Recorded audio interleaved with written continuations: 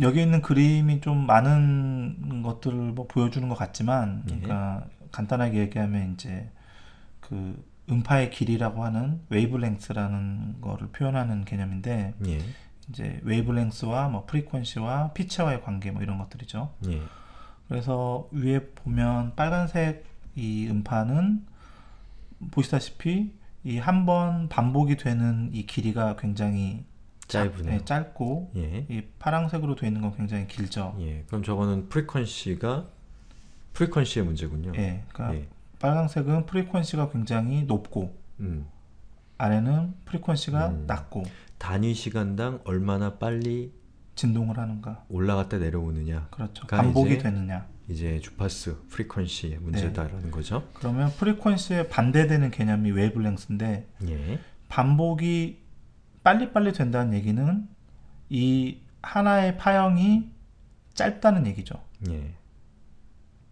그리고 파형이 길다는 얘기는 그만큼 주파수가 낮다는 얘기고, 예. 그렇기 때문에 그냥 쉽게 생각할 때 프리퀀시와 웨이브랭스는 서로 반대되는 개념이다 라고 생각을 하시면 되고요.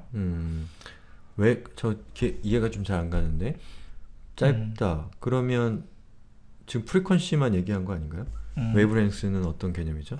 그러니까 제가 좀 이해가 잘 느려서. 이 소리라는 거는 여기 써 있다시피 예. 어떤 소리들도 다 같은 속도로 이동을 하는 거죠. 그러니까 공기는 같은 속도로 이동을 하면서 소리를 전달해요. 공기는 항상 진동을 같은 속도로 전달한다 네. 라는 거군요. 하지만 어떤 공기의 파형들은 이게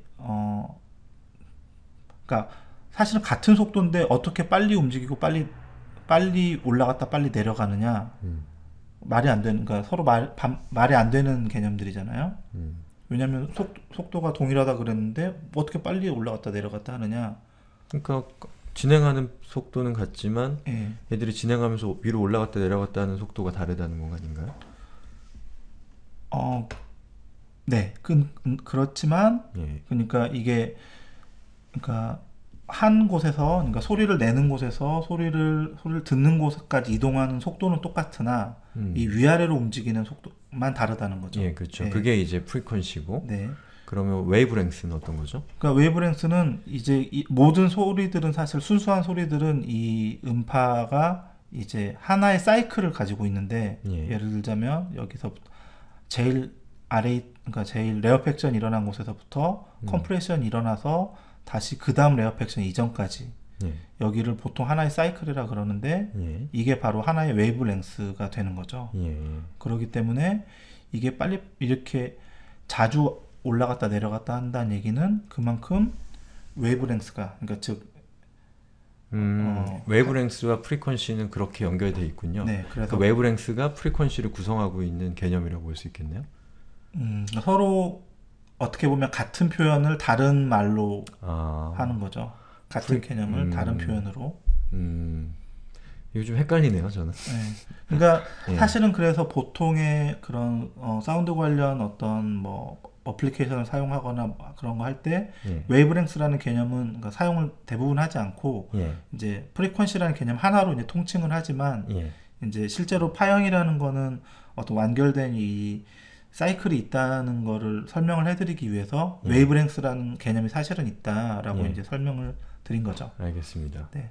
그리고 이제 피치라는 개념은 프리퀀시와 연관이 되어 있는데, 아까 얘기한 것처럼 빨리 움직이는 소리들은 예. 피치가 높고, 예. 그러니까 소리가 높고, 그 다음에 느리게 움직이는 파형들은 저음을 내고, 예. 그렇게 설명을 할 수 있겠습니다. 그럼 피치라는 거는 감각 입장에서 소리가 높게 들리냐, 네. 낮게 들리냐라고 하는 개념이라고 볼 수 있는 건가요? 그렇죠. 아, 감각의 입장이고, 네. 뭐 프리퀀시나 웨이브랭스 같은 경우는 이 소리의 일종의 스펙 같은 네.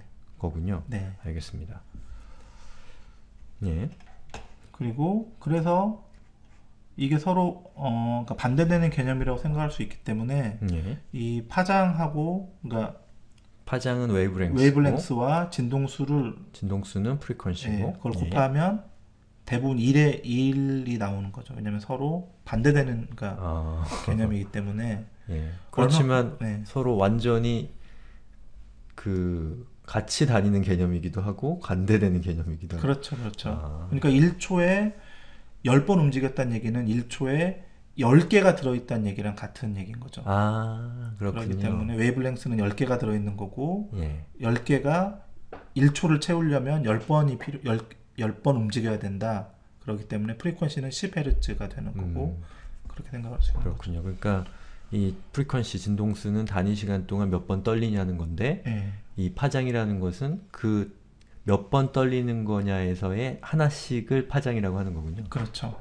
이제 이해가 됐습니다. 예. 그러니까 사실 이 웨이블랭스라는 개념은 거의 안 쓰지만 상식적으로 알아두거나 혹은 뭐 응용할 일이 있을 때 시각적으로 알아두면 좋기 때문에 설명을 드린 거죠. 알겠습니다. 예. 그다음은요? 그리고 또 하나의 요소는 이제 진폭이라고 하는 앰플리튜드라고 하는 건데, 진폭. 이거는 이제 매체가 단위 시간당 얼마나 떨렸느냐가 아니라 얼만큼 많이 움직였느냐. 위아래로 얼마나 많이 출렁거리느냐. 그렇죠. 그러니까 레어팩션과 컴프레션이 얼만큼 많이 일어났는가라는 걸로 얼마나, 그러니까 허공에 떠 있는 예를 들면 깃털이 올라갔다가 내려갔다가 하는 것처럼 얼만큼 많이 멀리 움직였는가를 따지는 건데, 그래서 우리가 흔히 얘기하는 데시벨이라는 단위가 이 진폭의 단위고, 뭐 좀 당연한 얘기겠지만 큰 소리는 공기의 이동이 크고 작은 소리는 공기의 이동이 작은 거죠. 큰 소리는 공기를 많이 움직이고 있는 거고, 작은 소리는 공기를 적게 움직이고 있는 거군요. 그렇죠. 그러니까 에너지가, 큰 소리는 에너지가 크고 작은 소리는 에너지가 작고.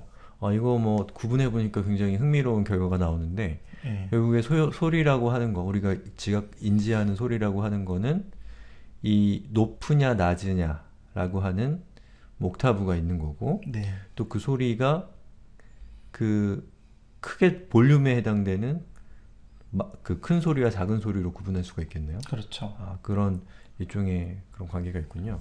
예. 알겠습니다. 그래서 이 앰플리튜드라는 이 개념에 이제 두 가지 개념이 있는데, 이제 스레시홀드 필링이라는 거는 스레시홀드 많이 봤어요. 그러니까 이게 뭐 어떤 임계점 뭐 이런 거죠. 쉽게 얘기하면. 그쵸. 그러니까 어떤 한계점 같은 거라고 생각하면 되는데, 이제 우리가 감각할 수 있는 소리는 와 그다음에 고통을 느끼는 소리의 크기가 정해져 있거든요. 그래서 이제 어떤 전문적인 그런 이를테면 공연장을 짓거나 그럴 때 이런 걸 준수를 해야 되는 거죠. 그러니까 예를 들면 200Hz에서 10kHz의 소리를 이렇게 118dB로 들으면 사람이 뭔가 이렇게 느낄 수 있고, 그 다음에 140dB로 들으면 고통을 느끼기 시작한다. 그래서 뭐 30분 이상 그 소리에 노출이 되면 귀가 손상이 될 수 있다. 그렇기 때문에 그러지 않게 공연장이라든지 극장을 지어야 된다. 이제 이런 규칙들이 있는데, 이제 그런 것들을 일반적으로 이제 이런 스펙들을 보고 경험할 기회가 흔치는 않겠지만, 그래도 알아두고 있으면, 그러니까 단순히 사람들이 귀가 아파 커가 아니라 이렇게 어느 정도로 정해진 이런 게 있는 거죠. 사람이라면 평균적으로 이 정도 소리면 괴로워하고 이 정도 소리면 불쾌감을 느낀다라는 게 이제 저게 뒤에 보면은 저 헤르츠 그 소리의 높낮이에 따라서 높낮이를 지정을 해놨는데, 그러면 높낮이에 따라서 사람들이 고통을 느끼는 데시벨도 달라질 수 있는 건가요? 예, 좀 달라질 수 있죠. 예를 들면 저음인 경우에는 사실 사람들이 덜 고통스러워하는 경우가 소리가 있거든요. 커도 아주 저음이면 데시벨이 상당히 조금 더 높을 높아도 수 있겠죠. 사람들이 견딜만 하지만 아주 고음인 경우에는 낮은 데시벨에서도 힘들어할 수 있군요. 그렇죠. 그래서 뭐 컴퓨터 같은 데서 미세하게 나는 그 삐 하는 소리가 굉장히 고음일 텐데, 그게 미세함에도 불구하고 데시벨이 작음에도 불구하고 고통스럽게 느껴지는 게 어떻게 보면 그 연관될 수 있군요. 신경을 건드리는 거죠. 그렇군요. 알겠습니다.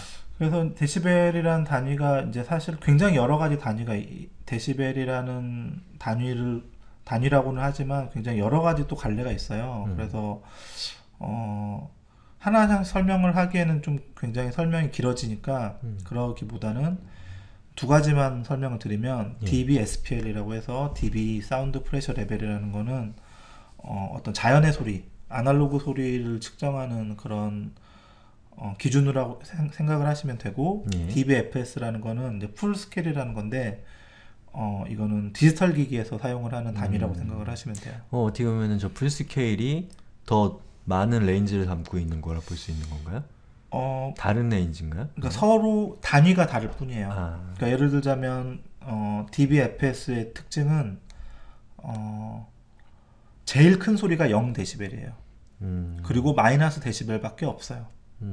그래서 나중에 혹시 사운드 관련 어플리케이션들을 살펴보면 모두 다 마이너스 데시벨로 표현이 되고 소리가 없으면 마이너스 무한대의 소리고 소리가 가장 이 어떤 기기가 받쳐줄 수 있는 가장 큰 소리는 0dB이에요. 예. 그래서 설명이 좀 길어질 수는 있겠지만 그러니까 기억하고 계실 거는 우리가 대부분 사운드를 관련돼서 뭐 편집을 하거나 아니면 이용을 하거나 할 때 요즘에 다 디지털 기기를 쓰기 때문에 디지털 기기에서의 데시벨의 단위는 dBFS고 그 dBFS라는 거는 가장 큰 소리가 0dB이고 가장 낮은 소리는 마이너스 무한대다 라고 생각을 하시면 됩니다. 이건 뭐 우리가 나중에 오디오 편집 툴을 사용할 때 그때 보면 훨씬 더 실감될 수 있는 이야기겠네요. 네, 그때 화면에 이제 표시가 되니까 그걸 보시면 알 수 있을 겁니다. 알겠습니다. 네. 네, 그리고 제가 알려드릴 것 중에 하나는 엔빌로프라는 건데, 예. 쉽게 이야기하면 어떤 하나의 소리가 처음 시작이 돼서 끝날 때까지를 가리키는 그런 어떤 파형이라고 해야 될까요? 그런 것들을 표시하는 건데, 그러니까 여기 아래에 그려져 있는 그래프처럼 이제 오른쪽이 시간축이고, 그러니까 가로축이 시간축이고, 그다음에 이제 세로축이 앰플리튜드, 그러니까 진폭축인데, 모든 소리들은 이런 공통적인 특징을 가지고 있어요. 대신 이제 모양은 달라질 수 있겠죠. 예를 들면 어떤 소리들은 이 올라가는 게 더 가파르게 올라가기도 하고 더 완만하게 올라가기도 하고 그다음에 뭐 떨어지는 게 점점 낮게 떨어지기도 하고 뭐 더 조금만 떨어지기도 하고 그런 차이가 있을 뿐이지만 기본적으로 모든 소리들은 이런 기본적인 형태를 가지고 있는데 이 그래프의 형태를 따라서 소리의 뭐라고 해야 될까요? 소리의 형태가 달라지는데 근데 여기 보니까 그 진폭이 Y축이네요. 그 네네. 얘기는 이거는 소리의 높낮이를 표현하는 건 아니고 시간에 따라서 볼륨이 어떻게 소리의 크기가 어떻게 변하는가를 그래프로 표현한 거라고 볼 수 있는 건가요? 그러니까 소리의 성격 중에 하나를 드러내는 건데 쉽게 비교할 수 있는 두 가지 예를 들어보자면 예를 들면 피아노 같은 경우는 상상을 해보시면 피아노가 뭐 땡땡땡 치면 처음에는 강하게 이렇게 피아노 줄을 때리는 소리가 땡 소리가 나지만 뒤에 여음이 길게 있잖아요. 그 얘기는 여기 4번에 해당되는 릴리즈 구간이 굉장히 길다는 얘기죠. 하지만 이 1번 어택 구간은 굉장히 짧은 거죠.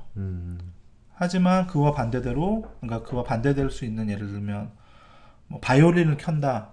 그럼 바이올린 같은 경우는 이 어택하는 게 거의 느껴지지 않을 정도로 그냥 자연스럽게 현악기니까. 예, 뭐 징 이렇게 은은하게 들리잖아요. 타악기와 현악기의 차이. 예. 그러니까 타악기 현악기를 구분을 하자면 그 특징이 이런 그래프로 표현을 할 수 있다는 거죠. 그러니까 현악기 같은 경우는 이게 굉장히 완만할 테고 떨어지는 것도 거의 떨어지는 게 모를 정도로 이렇게 순간적으로 뚝 떨어지죠. 왜냐하면 현악기를 바이올린을 켜다가 손을 멈추면 소리가 뚝 끊기죠. 하지만 피아노는 딱 건반을 누르고 떼도 소리가 계속 유지가 되잖아요. 그거는 이 그러니까 어떤 물체를 두드려서 소리를 냈느냐에 따라서 이 그래프가 달라지는 거죠. 그래서 이런 어택 구간, 그다음에 이니셜 디케이, 그러니까 소리가 급격하게 떨어지는 구간, 그다음에 어느 정도 떨어지지 않고 계속 소리의 크기가 유지되는 구간, 그다음에 이제 마지막에 사라지는 구간, 이 네 가지 구간과 그다음에 이제 가장 정점에 어떤 소리의 이 타겟, 그러니까 때리는 걸 느낄 수 있는 그 지점을 표시하는 트랜지언트라는 구간이 있는데 구간이 아니라 점이 있는데 이 네 개의 구간과 하나의 점, 이게 그러니까 소리의 특징을 결정하는 거죠. 어떤 종류의 소리인지. 예. 그럼 이 엔벨로프라고 하는 요 형태의 그래프는 우리가 보통 사운드 편집 툴 같은 걸 쓸 때 막 이렇게 파형으로 이렇게 막 나오는 그런 그래프들이 엔벨로프 그래프인가요? 그러니까 만약에 그 사운드 편집 툴에서 보이는 그 그래프를 만약에 이렇게 좀 펼쳐서 확대해서 본다면 그 특정 소리가 어떤 성격을 가지고 있는지를 유추할 수는 있죠. 들어보지 않아도. 왜냐하면 어떤 소리들은 굉장히 급격하게 올라가지만 어떤 소리들은 천천히 올라가기도 하고. 근데 그거는 그래프만 봐도 아, 이거는 타악기구나. 그러니까 타악기처럼 뭔가 초반에 이 둔탁하게 때리는 게 있고 그다음에 여음이 있구나. 아니면 반대로 뭐 굉장히 부드럽게 시작해서 끝나는 것도 그냥 딱 단절이 되느냐. 피아노 같은 거는 타악기 성질도 있고 현악기 성질도 두 가지를 다 가지고 있는 거잖아요. 어떻게 보면. 근데 정말 타악기인 드럼 같은 경우는 이 때릴 때도 소리가 바로 나고 그 다음에 소리도 바로 끝나죠. 그러니까 이게 굉장히 짧겠죠. 근데 그래서 그 그래프만 봐도 아, 이건 대충 어떤 종류의 물체겠구나를 짐작할 수 있는 단초가 될 수 있죠. 그럼 엔벨로프라고 하는 거는 소리의 어떤 이 그래프를 나타내는 건가 아니면 소리의 생로병사를 나타내는 건가요? 그 사이클을 의미하는 건가요? 그러니까 사이클은 아니고 이 소리의 크기를 시간축으로 표시를 한 거죠. 그러니까 그 일종의 그래프적인 측면을 그런 형태의 그래프를 엔벨로프라고 하는 거다. 그런 거죠. 그렇죠. 알겠습니다.